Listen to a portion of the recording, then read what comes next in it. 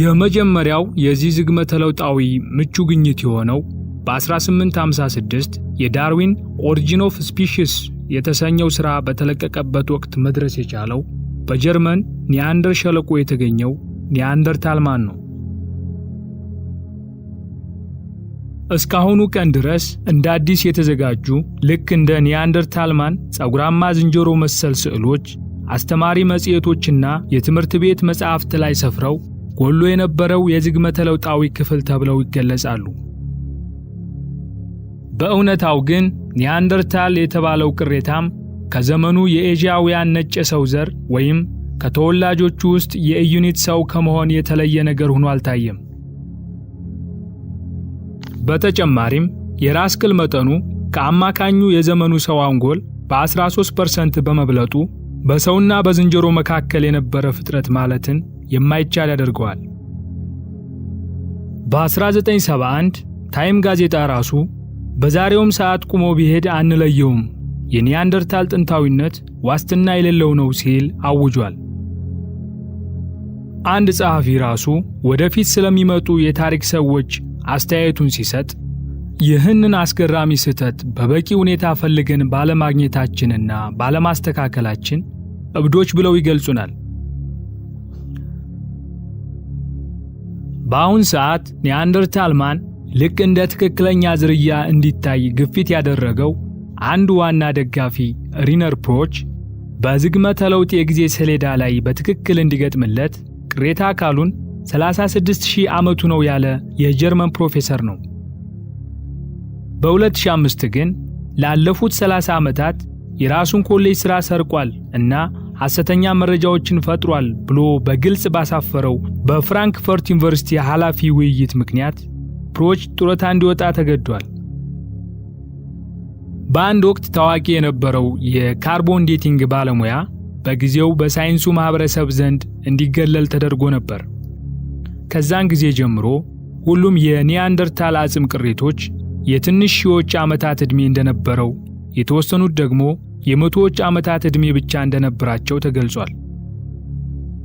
በአጥንቶቹ ውስጥም የዘመኑን ሰው አይነት ዲኤንኤ አግኝተዋል። ከዘመኑ ሰዎች አማካኝ 13% የሚበልጥ የአእምሮ ብቃት ነበራቸው። ቁመታቸውም 5 ጫማ ከ9 ኢንች ሲሆን ከእኛ አማካኝ ጋር የሚገጥም ነው። የረቀቁ መሳሪያዎች አብሯቸው ተቀብሯል። ጥበብንም ኑረውታል።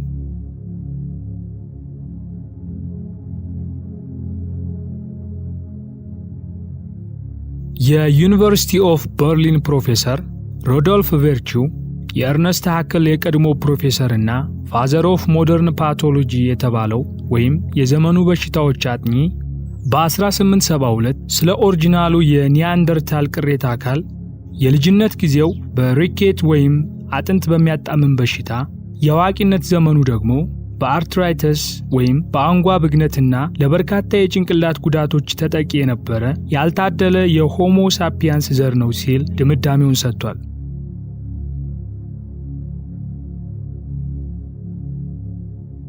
የኒው ሜክሲኮ ዩኒቨርሲቲ ፓሊዮአንትሮፖሎጂስት ኤሪክ ቱርንካስ ምርመራውን እንዲህ ሲል በመግለጽ ደምድሟል። የኒያንደርታል አጽም ቅሪቶችን ከዘመኑ ሰዎች ጋር ዝርዝር ማነጻጸሪያዎችን ማድረግ እንዳሳየው ከሆነ የኒያንደርታል የሰውነት አካል ከዘመኑ ሰዎች ያነሰ የመራመድ፣ የተንኮለኛነት፣ የአዋቂነት ወይም ቋንቋን የመናገር ብቃት እንዳለው ያሳየ ማጠቃለያ የለም። በ1891 እስከ 92 ቀጣዩ የዝንጀሮ ሰው ግኝት የተደረገው እንደው በአጋጣሚ የዝግመተ ለውጡ አጭበርባሪ የእርነስት ሃክል አድናቂና ተማሪ በነበረው በዩገን ዱቤስ ጃቫ ኢንዶኔዥያ ውስጥ ነው። ዱቤስ ያገኘው የራስ ኮፈን፣ የግራ አጥንት፣ የመንጋጋ ቁርጥራጭና 3 ጥርሶችን ነው። ከዚህም በመነሳት ጃቫማን የመሰለ ዝንጀሮ እንደ አዲስ እንዲገነባ ሆኗል። በግኝቱ 10 ዓመታት ውስጥ ጃቫማን ከ80 በላይ ለሚሆኑ የዝግመተ ለውጥ መጽሐፎችና መጣጥፎች ዋና ርዕስ ሆኖ ቆይቷል። አንትሮፒፒቲከስ ኢሬክተስ የሚል ሳይንሳዊ ስም ሰጥተውት የነበረ ሲሆን በኋላም ፒቲካንትሮፐስ ኢሬክተስ ወደሚል ተቀይሮ በመጨረሻ ሆሞ ኢሬክተስ ተብሏል። ይህንንም ያደረጉት ያለምንም ጥርጥር ለትልቅ ግልጽ ለሆነ ሐሰተኛ ሳይንሳዊ ምክንያቶች ነው። ሃንክ ሃንግራፍ እንዳለው ጃቫማን የተገኘው በዶች ሰው ነው። በዚህ ትንሽ ቅር ብሎኛል፣ ምክንያቱም እኔ ራሴ የዶች ሰው ስለሆንኩ። ስሙ ዩጌን ዱቤስ ይባላል። አጥንቶቹ የተገኙት በ1891 እስከ 92 በደቡብ ምስራቅ ኤዥያ የኢንዶኔዥያ ጃቫ ደሴት ላይ ነበር። ይህም ከሶሎ ወንዝ መነሻ በላይ ነው። ይህም ግኝት የሚገርም ቅልቅል ነበረው። የእግር አጥንት፣ የራስ ኮፈን፣ የመንጋጋ ቁርጥራጭና 3 ጥርሶችን ነው ያገኘው። ይህን በመገጣጠም ነበር ጃቫማንን የሰራው። በሚገርም ሁኔታ ግን የተወሰኑት ጥርሶች የድሮ፣ የተወሰኑት ደግሞ የቅርብ ጊዜ ነበሩ። አጥንቶቹም የወንድና የሴት ዝንጀሮ ናቸው። እናም የሚገርም ቅንብር ነው። ሰዎች ይህን ጉድ ያላወቁበት ምክንያት 30 ለሚሆን ዓመታት የዱቤስ ግኝት ከአጥኚዎች እንዲደበቅ በመደረጉ ነው። ጃቫማን በተገኘበት ተመሳሳይ ደለል የተገኘውን የዘመኑን ሰው ቅሬታ አካል እንዲደበቅ አድርጓል። በእርግጥም ጃቫማን ለዘመናችን ሰው የዘር ግንድ ነው የሚለውን ንግግር የሚያፈርስበት ይሆናል።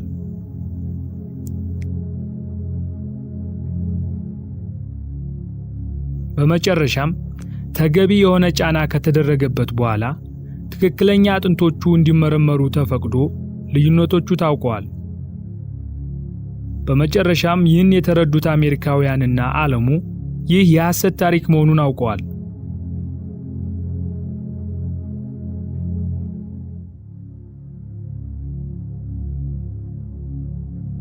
በሚያሳዝን ሁኔታ ግን ሐሰተኞቹ አልሞት ባይ ናቸው። በቅርቡ የታይም ጋዜጣ በፊት ገጹ ላይ ሃው ማን ቢካም ማን የሚል ርዕስ ያለውን ታሪክ ለጥፎ ክርስቲያኖችና በፈጣሪ የሚያምኑትን ሁሉ በማንቋሸሽ ጀምሮ ጃቫማንን እውነታ ነበር ብሎ በማቅረብ ይቀጥላል። የጃቫማን ጥርስ የተለያዩ ዕድሜ ያላቸው እንደሆኑና አጥንቶቹም ከትልቅ የጦጣ ቅንጭላት ጋር የሰውና የዝንጀሮ ድብልቅ መሆኑ ታውቋል።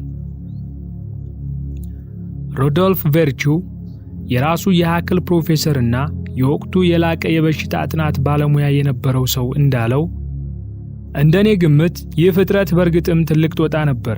የጭን አጥንቱም ከራስ ቅሉ ጋር ምንም አይነት ግንኙነት የለውም። እሱና ሌሎችም ብዙዎች የጭን አጥንቱ በግልጽ የሰው እንደነበር፣ የራስ ኮፈኑና ጥርሱ ግን የጦጣ ነው ብለው ደምድመዋል።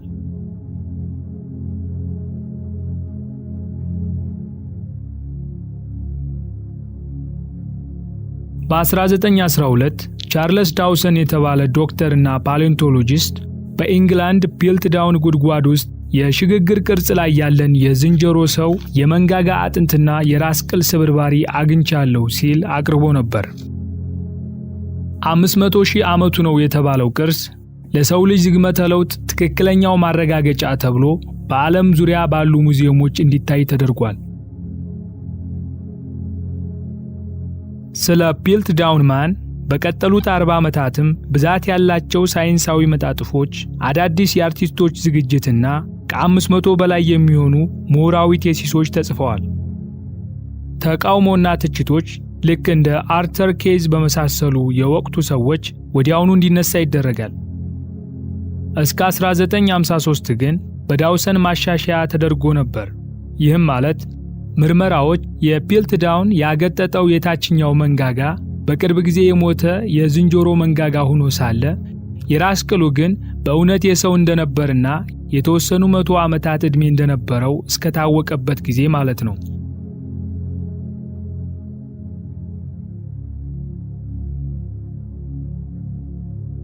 ዳውሰን ለዝንጀሮው ሰው ሰራሽ መንጋጋ እንደገጠመና ከቅሬታ አካሉ ጎን ተገኘ የተባለውም ጥንታዊ መሳሪያ ዳውሰን በብረት የሞረደው ሐሰተኛ ዕቃ እንደሆነ መርማሪዎች ማወቅ ችለዋል።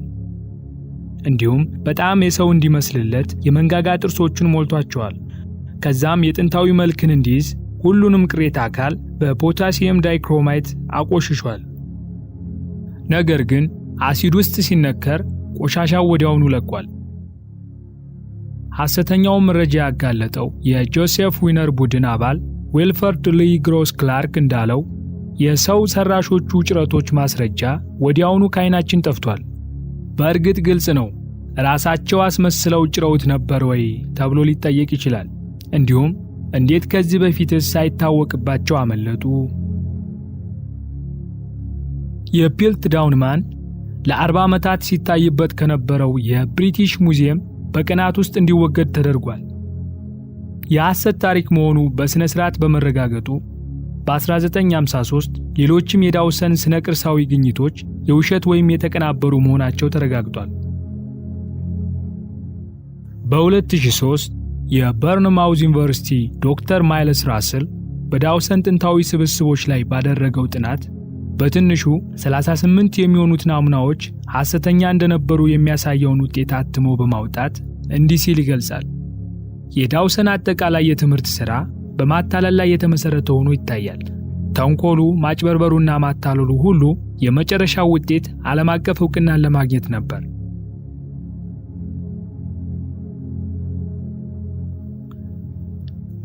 የለውጥ ቅርጽ ላይ ያለ የዝንጀሮ ሰውን በመፍጠርና ታሪኩን በመንዛት ቀጣዩ የማጭበርበር ሙከራ የተደረገው በ1922 የአሜሪካን ዩጂኒክስ ሶሳይቲ ዋና መስራች የነጭ የበላይነት አጥኚዎች ፈንድ ፕሬዝዳንት እና የአሜሪካን ሙዚየም ኦፍ ናቹራል ሂስትሪ ዳይሬክተር በነበረው ሄንሪ ፌርፊልድ ኦዝቦርን ነው። ሰዎች በነብራስካ ስኔክ ብሮክ የሁለቱም የሰውና የዝንጀሮ መልክ ያላቸው እንግዳ ጥርሶችን አግኝተው እንደላኩለት ነው ኦዝቦርን ያስታወቀው። ለውጥ ላይ ከነበሩ ዝርያዎች የፒትካንትሮፐስ ኢሬክተስ ከጥንታዊው ታሪክ ፕላዮሲን ዘመን የመጣ ነው ሲል ገልጾታል። የጥርሱንም ባለቤት ነብራስካ ማን ሲል በፍቅር ሰይሞታል። ነብራስካ ማን ወዲያውኑ ሄስፐሮፒቲከስ ሃሮልድ ኮኪ የሚል ሳይንሳዊ ስም ተሰጥቶታል። ብዙ ባለስልጣናትም ለኦዝቦርን ድጋፋቸውን ሰጥተውታል። በዚህ አንድ ጥርስ መሰረት የነብራስካ ማን ራስና ሰውነት የተገነባበት ስዕል ተሰርቷል። በተጨማሪም ነብራስካ ማን ከሚስትና ከልጆቹ ጋር ሆኖ ሙሉ ቤተሰቡን የሚያሳይ ተፈጥሯዊ ምስልም ተዘጋጅቶለታል። አንዴ ነብራስካ ማን ሚዲያውን ካጨናነቀው በኋላ ታዋቂ ህትመቶችና በቀላሉ የሚታለለው ህዝብ በበቂ ሁኔታ ሐሰትን ተሞልተው ነበር። በ1928 ዊሊያም ብሬያን እና ዊሊያም ግራገሪ በግላቸው ጥርሱን የመመርመር ዕድል ሲያገኙ ግን የሐሰት ታሪኩ ጠፍቷል። ምርመራቸውም ጥርሱ የሁለቱም የሰውና የዝንጀሮ እንዳልሆነ፣ ነገር ግን ፕሪስትነፕስ ለተባለ በመጥፋት ላይ ላለ የአሜሪካ ዱር አሳማ የተገባ ጥርስ መሆኑን አረጋግጠዋል። ዊሊያም ግሪገሪ ሄስፐሮፒቲከስ apparently not an ape nor a man በሚል ርዕስ ጽሑፉን ካሳተመ በኋላ በሳይንስ ጋዜጣ ሁሉም የነብራስካ ማን ሞዴልና ስዕሎች እንዲሁም ቤተሰቡ በፍጥነት ከዝግመተ ለውጥ ህትመቶች ውስጥ እንዲወጣ ተደርጓል። ሄንሪ ኦዝቦርን ራሱ ነብራስካ ማን ወይም ሄስፐሮፒቲከስ ሃሮልድ ኮኪ የፕላዮሲን ፒትካንትሮፐስ ኢሬክተስ ምሳሌ የተባለውና ሁሉም ምናባዊ ቤተሰቡ ሙሉ በሙሉ ልቦለዳዊ የሆነ የፈጠራ ሥራ መሆኑን ለማመን ተገዷል። ዓለም አቀፍ አጭበርባሪነቱን ግን ፈጽሞ አላመነም። ለምንስ ያምናል? ግን እንደ አንድ ትጉ የዝግመተ ለውጥ ባለሙያ የዩጂኒክስ ሰውና በነጭ የበላይነት የሚያምን በተወሰነ ደረጃ ስህተቱን አመሳክሯል። ኦዝቦርን በጣም መጥፎ ዘረኛ ሰው ነበር። በብሔራዊ ክርክር ወቅት ያለምንም እፍረት አንደኛው የዓለም ጦርነት ወታደራዊ የብቃት ፈተናን በማንሳት እንዲህ ሲል ተደምጧል። እነዚህ ፈተናዎች ጦርነቱ በሰው ሕይወት እንኳን ሳይቀር ካመጣው ጉዳት ያላነሰ ዋጋ አላቸው ብዬ አምናለሁ። ለአንዴና ለመጨረሻ ጊዜ ጥቁሮች እንደኛ እንዳልሆኑ ተረድተንበታል።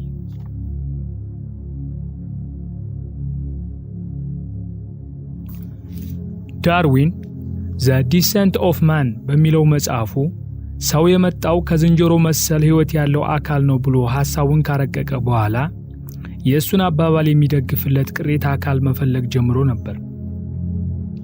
ነገር ግን የተወሰኑ የዝግመተ ለውጥ ሰዎች በቅሬታ አካል መዝገብ ብቻ አይደለም፣ በተለያዩ የዓለም ክፍሎች ግማሽ ሰው ግማሽ ዝንጀሮ የሆነ ፍጥረት በሕይወት ይገኛል ብለው የሚያምኑ ነበር። በቅርቡ በ20ኛው ክፍለ ዘመን በሕይወት የሚኖር የለውጥ አካልን ለማግኘት የተደረገው ማሳደድ ለሚያሳዝነው አጋጣሚ ዳርጓል። ይህም ኦታ ቤንጋ በተባለው ላይ የተፈጸመው ጭካኔ የተሞላበት የፒግሚ ታሪክ ነው። ኦታ ቤንጋ ኮንጎ ውስጥ በ1904 በአንድ የዝግመተ ለውጥ አጥኚ ነበር የተያዘው።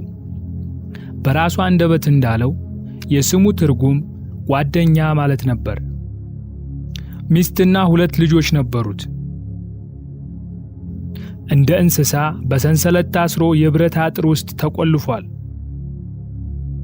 ከዛም ወደ አሜሪካ ወስደው በሴንት ሉዊስ ላይ በነበረው የዓለም ትርኢት ላይ የዝግመተ ለውጥ ሳይንቲስቶች ከሌሎች የዝንጀሮ ዝርያዎች ጋር ለሕዝብ እንዲታይ በማቅረብ ለሰው ልጅ በጣም የቀረበው የለውጥ አካል ሲሉ አስተዋውቀውታል። ከ2 ዓመት በኋላ ኒውዮርክ ውስጥ ወደሚገኘው ብሮክስ ዙ ወይም የዱር አራዊቶች ወደሚጠበቁበት ቦታ ወስደው በዚያም ከተወሰኑ ቺምፓንዚዎች፣ ዳይና ከተባለ ጉሬላ እና ዶንግ ከተባለ ዝንጀሮ ጋር ለሕዝብ በማቅረብ ለሰው ጥንታዊው የዘር ግንድ በሚል ገለጻ ለሕዝብ አስጎብኝተዋል። ዶክተር ዊሊያም ሆርንዴይ የዚሁ የዱር አራዊቶች የሚጠበቁበት ዳይሬክተርና የዝግመተ ለውጥ ሰው ይህን የመሰለ ለየት ያለ የለውጥ አካል በሱ ዙ ውስጥ በመኖሩና የተቆለፈበትን ኦታ ቤንጋ እንደ ተራ እንስሳ በመከታተሉ ምን ያህል ኩራት እንደተሰማው ረጅም ንግግር ሰጥቷል። እንዲሆን የተፈለገበትን አያያዝ መቋቋም ባለመቻሉ በመጨረሻም ኦታ ቤንጋ ራሱን አጥፍቷል። ዘ ፒልትዳውን ማን፣ ነብራስካ ማን፣ ኦታ ቤንጋ እነዚህ ሁሉ አሳፋሪ ድርጊቶች የሚያስረዱት የዝግመተ ለውጥ ሳይንቲስቶች ቲዮሪያቸውን እንዲያረጋግጥላቸው ምንም አይነት ሳይንሳዊ ያልሆነ አካሄድን ለመጠቀም እንደማያንገራግሩ ነው። በ1927 ዴቪድሰን ብላክ በቤጂንግ አቅራቢያ ለጥንታዊ የዝንጀሮ ሰው ዘር የተገባ 5 የተሰበሩ የራስ ቅሎችንና በርከት ያሉ ጥርሶችን አግኝቻለሁ በማለት አውጆ ነበር። ይህም በአሁን ሰዓት ፒኪንግ ማን በመባል በሰፊው የሚታወቀው ነው። በ1941 እስከ 45 በነበሩት ዓመታት አካባቢ ሁሉም ኦሪጂናል አጥንቶች ባልታወቀ ምክንያት ጠፍተዋል። ለምርመራ የተወሰኑ ጀሶች ወይም ሰው ሰራሽ ምሳሌዎች ብቻ ቀርተው ነበር።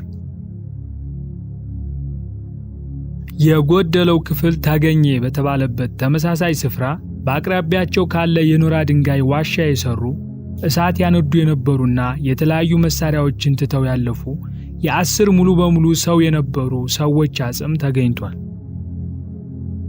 በአሁን ሰዓት ብዙ ሳይንቲስቶች መሳሪያውን ይገለገሉበት የነበሩት ከሰዎቹ ይልቅ ፒኪንግ ማን የተባሉት ናቸው ብለው ያምናሉ። የሁሉም የራስ ቅሎች የጀርባ ክፍል የተመታ ነበር። በዛ አካባቢ ላለው የዓለም ክፍል የዝንጀሮ ጭንቅላት ጣፋጭ ምግብ ነው። ስለዚህ ፒኪንግ ማን የተባለው በእርግጥም ፒኪንግ ዝንጀሮ የሆነ ይመስላል። እነሱም የሰው ልጅ ምግብ እንጂ የሰው ጥንታዊ የዘር ሐረግ አልነበሩም። በ1974 ዶናልድ ጆሃንሰን የ3 ጫማ ቁመት ያላትንና 3 ሚሊዮን ዓመቷ ነው የተባለችውን አውስትራሎፒቲሲን ወይም ሉሲን ኢትዮጵያ ውስጥ አገኘ። የቀድሞው ቀጥተኛ የሰው ዘር ግንድ በሚል በሰፊው ተናፈሰ። ሉሲ የተለመደውን ሳይንሳዊ ጋዜጦች፣ መጽሔትና የትምህርት ቤት መጻሕፍትን አካለለች። ዶናልድ ጆሃንሰን ሉሲ ማለት በማንኛውም መላ የሰው ዘር ታሪክ ውስጥ በጣም ወሳኛዋ ግኝት ናት ሲል ራሱን በመኮፈስ ተናግሯል። ሚዲያውም ጀግና ብሎ አውጆለታል። ከረዳት ፕሮፌሰርነት በበርክሊ ሂዩማን ባዮሎጂ የራሱ ተቋም ሆኖ እስኪሰጠው ድረስ የደረጃ እድገት ተደርጎለታል። በዚህ ሁሉ ጊዜ ግን እስከ 1982 ለ8 ዓመታት ሳይንቲስቶች የሉሲን አጥንት እንዲመረምሩ አልፈቀደላቸውም። ከዛን ጊዜ ጀምሮ ብዙ የአውስትራሎፒቲስን አጽሞች ተገኝተው ተመርምረዋል።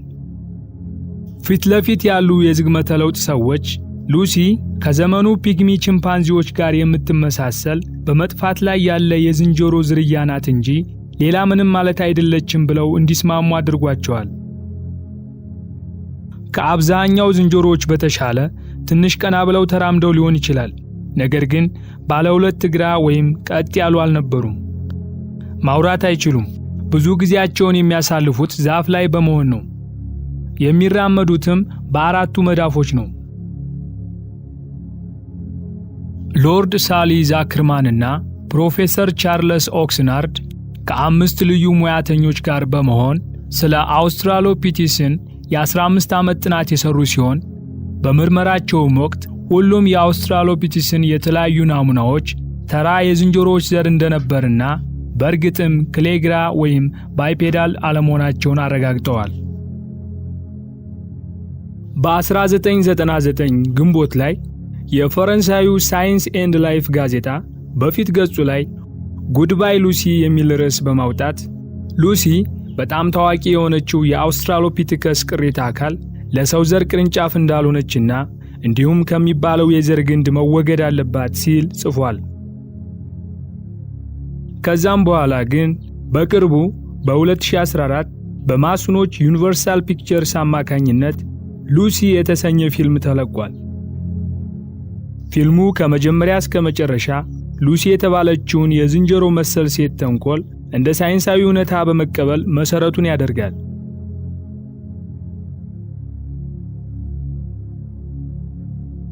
በ1982 ኦርስ በተባለች የስፔን ከተማ ውስጥ የተገኘው የራስ ቅል ስብርባሪ ሩሲያ ውስጥ ከተገኙት በጣም ጥንታዊው የሰው ቅሪተ አካል ተብሎ ዕውቅና ተሰጥቶታል። ኦርስማን ከ900,000 እስከ 1.6 ሚሊዮን በሚሆኑት ዓመታት በፊት ይኖር የነበረ የ17 ዓመት ዕድሜ ያለው የዝንጀሮ ሰው ነው ተብሏል። ለዓለምም ያቀረቡት እንደተለመደው በአዲስ መልክ ወጣት ጸጉራማ የሰው ዝንጀሮ ታዳጊ አድርገው በመሳል ነበር። በ1983 ግን በፈረንሳይ አንድ የሳይንቲስቶች ቡድን የራስ ቅል ስብርባሪዎቹ የአራት ወር አህያ አጥንት መሆኑን መረዳት ችለዋል። ባለሙያዎች አጥንቱን እንዲመረምሩና እንዲያጠኑ የተዘጋጀ የ3 ቀን ሳይንሳዊ መርሃ ግብር ታቅዶ የነበር ሲሆን ነገር ግን የፈረንሳዩ ጥናት እንደታወቀ ወዲያውኑ እንዲሰረዝ ተደርጓል። በጉዳዩ ያፈሩት ስፔናዊ የፕሮግራሙ አዘጋጆች ተሰብሳቢዎቹን ይቅርታ ለመጠየቅ 500 ደብዳቤዎችን ልከዋል። ከብዙ ወሳኝ ምርመራዎች በኋላ በግንቦት 14 1984 ዘ ዴይሊ ቴሌግራፍ አህያ እንደ ሰው ታስቦ ነበር የሚል የጋዜጣ ርዕስ ይዞ ወጥቷል። በኋላ በ1984 ኬሙያ ኬሚያው በፓሌኦ አንትሮፖሎጂስት ሪቻርድ ሊኬ የሚመራ ቡድን ውስጥ ሆኖ በኬንያ ናይሮኮቶም በትርካና ሐይቅ አቅራቢያ ቱርካና ቦይ የተባለውን አግኝቷል። ቱርካና ቦይ ዕድሜው ከ13 ዓመት በታች የነበረ ታዳጊ እንደሆነና ከ1.5 እስከ 1.6 ሚሊዮን ዓመታት በፊት ይኖር የነበረ ነው ተብሎ ነው የታወጀው። በአሁን ሰዓት ከቀደምት ሰዎች አጽም ውስጥ በጣም የተሟላ አጥንቶችን ይዞ የተገኘ ቅርስ ነው ተብሎ ይታሰባል። ቱርካና ቦይ ወይም ናይሮኮቶም ሆሞ ኢሬክተስ ግን ልክ እንደ ኒያንደርታልማን ከዘመኑ ሰው የተለየ ነገር አይደለም። የአሜሪካ ፓሌኦ አንትሮፖሎጂስት አለን ወልከር እንዲህ ብሏል። አማካኙ ፓቶሎጂስቶች በቅሬታ አጽሙና በዘመኑ ሰው መካከል ልዩነት መኖሩን መጥቀስ የሚችሉ እንደሆን ማወቅ እፈልጋለሁ። መጀመሪያ ሲያየውም እንደሳቀ ጽፏል። ምክንያቱም በጣም ኒያንደርታልን ይመስላል። ቱርካና ቦይ ክሌግራ ነበር። ከሰው ጋር ተመጣጣኝ የሆነ እጅና እግሮች ነበሩት። ቀጥ ያለ መዋቅር ያለው አጽምን ይዟል። ተመጣጣኝ ቁመት አለው። የራስ ቅል መጠኑና የእድገት ደረጃውም ከዘመኑ ሰው ጋር አንድ ነው። የግኝቱ ቡድን መሪ ሪቻርድ ሊኬም እንኳን እንዳለው በዚህ የሆሞ ኢሬክተስ ናሙና እና የዘመኑ ሰው መካከል ያለው ልዩነት በዘር ይለያያሉ ከማለት ውጭ የሚገለጽ አይደለም። የጭንቅላት ቅርጹ፣ ፊቱ የተጎተተበት መጠን፣ የግንባሩ ጥንካሬና የመሳሰሉት እነዚህ ልዩነቶች ምናልባትም በተለያየ መልክዓ ምድራዊ ስፍራዎች ከሚኖሩ የዘመኑ ሰው ዘሮች መካከል ከምናየው ልዩነት በላይ የሚገለጽ አይሆንም። ሕዝቦች በተለያየ መልክዓ ምድር ውስጥ ለረጅም ዘመናት ተለያይተው ሲኖሩ እንደዚህ አይነት ተፈጥሯዊ ልዩነት ያጋጥማል።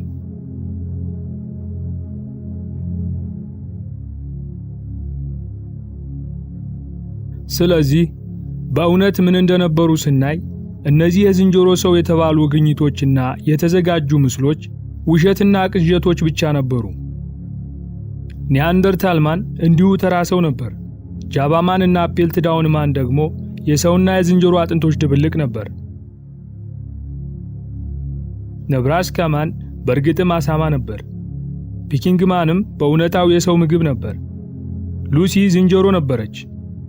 ኦርስማን አህያ ነበር እና ቱርካና ቦይም እንዲሁ ሰው ነበር።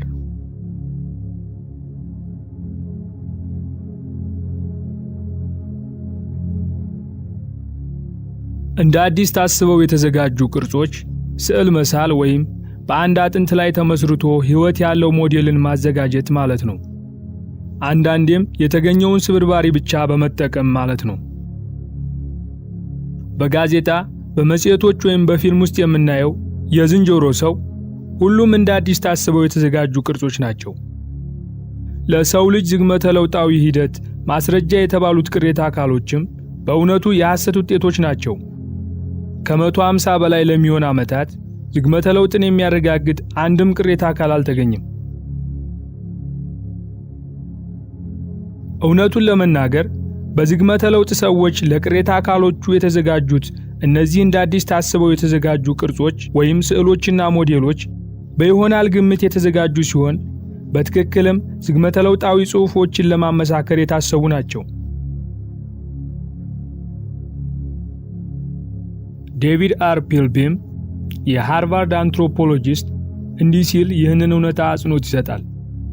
በትንሹ በፓሊዮ አንትሮፖሎጂ እንኳን ተጨባጭ ማስረጃዎች በጣም የሳሱ ናቸው። ቲዎሪው በከባድ ሚዛን ትርጉሙ ላይ ተጽዕኖ እያደረገ ነው።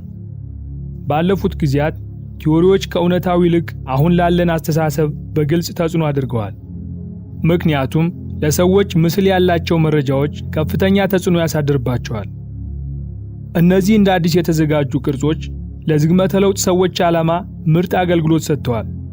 ይህም ሰዎች እነዚህ እንደ አዲስ የተዘጋጁ ፍጥረቶች በእርግጥም ባለፉት ጊዜያት ኑረዋል ብለው እንዲያምኑ በማድረግ ነው። የተለያዩ የዝንጀሮ ሰውን በማካተት የሚሰሩ ሁሉም ብዛት ያላቸው ሞዴሎች፣ ስዕሎች፣ አሻንጉሊቶችና ፊልሞች ሙሉ በሙሉ ልቦለዶችና የሐሰት ትርክቶች ናቸው። ምክንያቱም ማንም ሰው የአጥንትን ቅርጽ ብቻ መሰረት በማድረግ የእንስሳቱን ውጫዊ ገጽታ በትክክል መግለጽ ስለማይችል። ስጋዊ አካላት ከሞት በኋላ ወዲያውኑ የሚጠፉ ናቸው።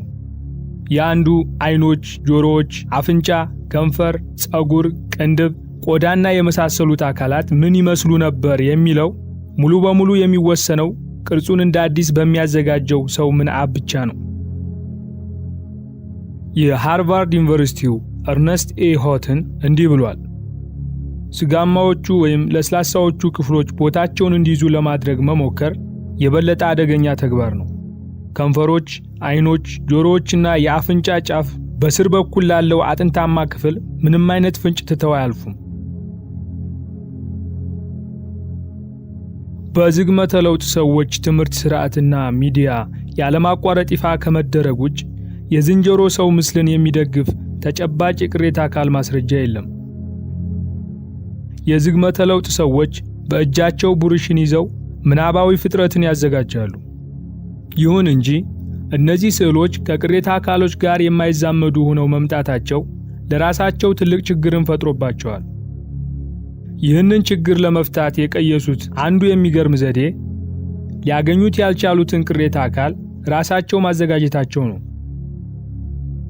ፒልትዳውንማን በሳይንስ ታሪክ ውስጥ ትልቁ ቅሌት ተብሎ ሊገለጽ የሚችለው ለዚህ አይነቱ ዘዴ አንዱ ምሳሌ ነው። በአሁን ሰዓት ያለው የዝግመተ ለውጥ ሰዎች ከዝንጀሮ ወደ ሰው የለውጥ ሂደት የሚለው ቲዎሪ አውስትራሎፒቲከስ፣ ሆሞ ሃቢለስ፣ ሆሞ ኢሬክተስ፣ ሆሞ ሳፒያንስ እያለ የሚቀጥል ነው። አውስትራሎፒቲከስ የደቡብ ዝንጀሮ ማለት ሲሆን በቁመት፣ በእጅና እግር ስፋት፣ በቅንጭላት ቅርጽ፣ ጥርስ፣ የመንጋጋ አቀማመጣቸውና በብዙ የተለያዩ ዝርዝሮች በጣም የዘመኑን ቺምፓንዚ የሚመስል በመጥፋት ላይ ያለ የዝንጀሮ ዝርያ መሆኑ ተረጋግጧል። ሆሞ ሃቢለስ በ1960ዎቹ በትርካና ቦይ ቡድን መሪ ሪቻርድ ልኬ የተዘጋጀ መላምታዊ ምደባ ሲሆን በዝግመተ ለውጥ ሰዎች ዘንድ በአውስትራሎፒቲከስ እና ሆሞ ኢሬክተስ መካከል ይኖራል ተብሎ የታሰበ ነው። ምክንያቱም ወደ ሁለተኛው ክፍል የሚደረገው ዝላይ እጅግ በጣም ከባድ ስለነበር የተሻለ የአእምሮ ብቃት ያለው ቀጥ ብሎ የሚራመድና መሳሪያዎችን የሚጠቀም የዝንጀሮ ሰው ዝርያ ያስፈልግ ነበር። በ1980ዎቹ የተገኘው ቅሬታ አካል ሆሞ ሃቢለስ ነው ተብሎ ታስቧል። ሊኬም የሳይንስ ሊቅ ተብሎ ነበር። ይህም በወቅቱ የነበሩት በርናርድ ውድ እና ሲ ሎሪንግ ብሬስ የሆሞ ሃቢለስ እጆች በጣም ረዝም እንደነበሩ፣ እግሮቹም በጣም አጭር እንደነበሩና የአጽሙ መዋቅርም በጣም የዝንጀሮ ስለሚመስል ዝንጀሮ ነው እንጂ ሌላ ነገር አልነበረም ብለው እስከገለጹበት ጊዜ ድረስ ነው። የእጅና የእግር ጣታቸውም የዛፍ ተንጠልጣዮች ነበሩ። መንጋጋቸውና የአእምሮ ስፋታቸው ከዘመኑ ዝንጀሮዎች ጋር የሚስተካከል ነው። በ1994 የአሜሪካ አንትሮፖሎጂስት ሆሊ ስሚዝ ሆሞ ሃቢለስ ጭራሹኑ ሆሞ ወይም ሰው አልነበረም፣ ልክ እንደ አውስትራሎፒቲከስ ሁሉ ዝንጀሮ ብቻ ነበር ብላለች። በተጨማሪም በቅሬታ አካሉ ናሙናዎች የተገደበው ምርመራ እነዚህን መስፈርት ያሟላል። የጥርስ አበቃቀል ሁኔታው ልክ እንደ አውስትራሎፒቲሲኖች ነው። እናም የሆሞ ሃቢለስ ቅሬታ አካል የሚመደበው ከአፍሪካ ዝንጀሮዎች ጋር ነው። እነዚህ ሆሞ ኢሬክተስ እና ኒያንደርታሎች ደግሞ ከሰዎች የሚመደቡ ናቸው። ስለዚህ የመጀመሪያዎቹ ሁለት ምድቦች አውስትራሎፒቲከስ እና ሆሞ ሃቢለስ ሁለቱም በእውነታው ሙሉ በሙሉ ዝንጀሮዎች ናቸው። ሁለተኛው ምድብ ሆሞ ኢሬክተስ እና ሆሞ ሳፒያንስ ደግሞ በእርግጥም ሙሉ በሙሉ ሰው ሲሆኑ ከተፈጥሯዊው ልዩነት ዘርና ሐረግ በስተቀር ሌላ የተለየ ልዩነት አልነበራቸውም። ከዘመኑ ሰው ጋር የሚስተካከሉ ሰዎች ነበሩ። ስለዚህ ከ150 ዓመታት ግኝቶች በኋላም የዝግመተ ለውጥ ሰዎች ቲዮሪያቸውን ሊያረጋግጥ የሚችል በሰውና በዝንጀሮ መካከል የነበረ ትክክለኛ ለውጥ ላይ ያለ ዝርያን ማግኘት አልቻሉም። እንዴት ዝንጀሮዎች በሁለት እግር ብቻ መራመድ ቻሉ? እንዴት እንደ ሰው የተመጣጠነ እጅና እግር ያዙ?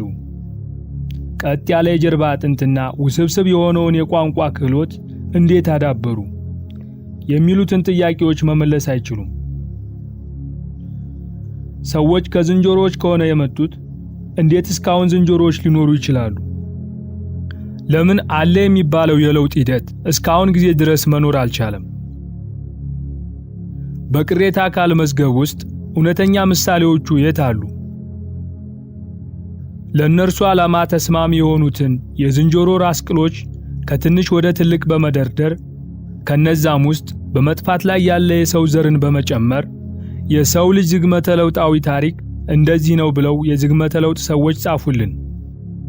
በዚህ አካሄድ መሰረት ሰውና የዘመኑ ዝንጀሮዎች የጋራ የዘር ግንድ አላቸው ማለት ነው። እነዚህ ፍጥረቶች በጊዜ ሂደት ተለወጡ። ከነዚህም ውስጥ የተወሰኑት የዛሬዎቹን ዝንጀሮዎች ሆኑ።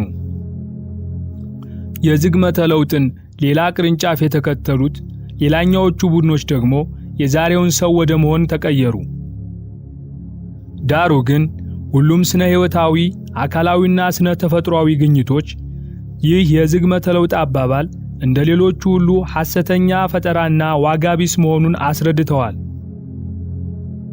ከሐሰተኛ መረጃዎች፣ ማታለሎች፣ የሚያስቱ ስዕሎችና አስተያየቶች ውጭ በሰውና በዝንጀሮ መካከል ዝምድና መኖሩን የሚያረጋግጥ ምንም ትክክለኛ ወይም እውነተኛ ማስረጃ የለም።